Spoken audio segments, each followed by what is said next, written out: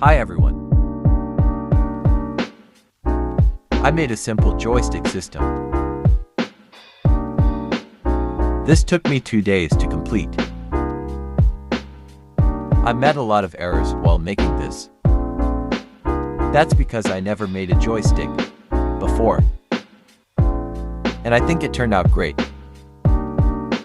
I used some of my code in pathfinding to make this.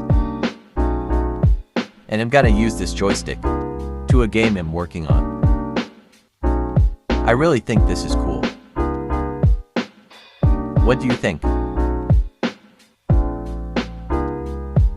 Let me know in the comments. Anyways, that's all. Goodbye.